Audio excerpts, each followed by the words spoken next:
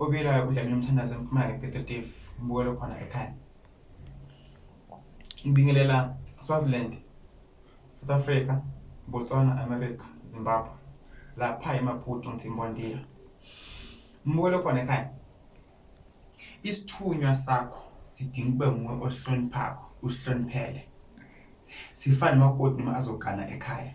Makusho makoti awungeni endlini kagogo ufake ibhuluko noma ufaka iduku. Akathi la khasa bashona avela ngene ngeduku. Akathi la ekhaya abekho edobheni ukuthi ngene ngebhuluko. Nilenhlabathi nalezi ndonga ezizikhumeza ukuthi lo muntu lo ekhaya akasihloniphi thina kahle kahle. Nilenhlabathi emele uyihloniphe. Noma kuthiwa akunamuntu lo ngena kwakho endlini kagogo ungathwalile ekhanda. Umuntu ufuna ulimala ujikwe sosemnyama. Even nesithunywa ngeke uthi noma nje wangesithunywa nengilosi. Ngizokwenza ucansi gijima ngingesigucweni. Ngizokwenza ucansi ngingene empophomeni. Ngizokwenza ucansi ngifuna ukuthi baprofit bazongibona yena. Ngeke bakubona uprofit ubona ufuna ukubuza ama chance. Kepha ngohloniphela ingilosi yakho mbukelo khona ekhaya kwenza ukuthi ikhaliphe ibe namandla. Ingilosi ke isithunywa. Mbukelo khona ekhaya. Lento oyiphiwa ngabakini noNkulunkulu wakho lokusithunywa sakho. Isithunywa senza ukuthi ube nebandla elikhulu, ube nemali, uphumele empilweni yakho. Ngikukhulekela nje abantu.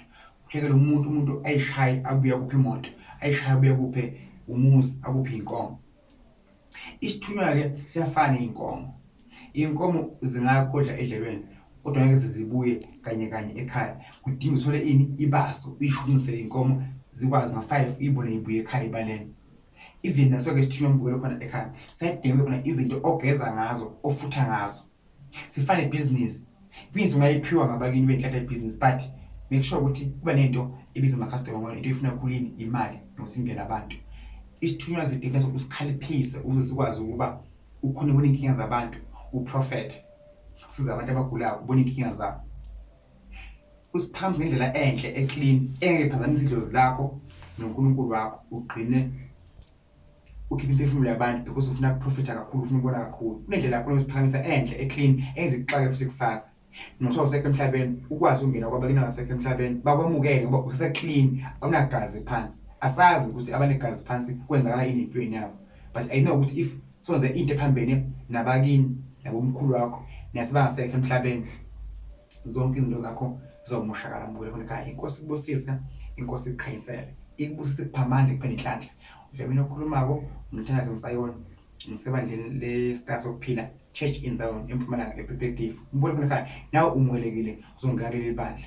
Ubusekile kunewusengavuleka. Maningi amasonto asikele kuphela ungana kwamanye but nala ekhaya umukelekile nofuna ngena khona. La ekhaya selapha Mthandazi uDlamini zikhona iwasho amanzi makhandlela everything. Not ngilashaya ekhaya uyafika la ekhaya. Sikwazilungisa indlela yakho yesithunywa.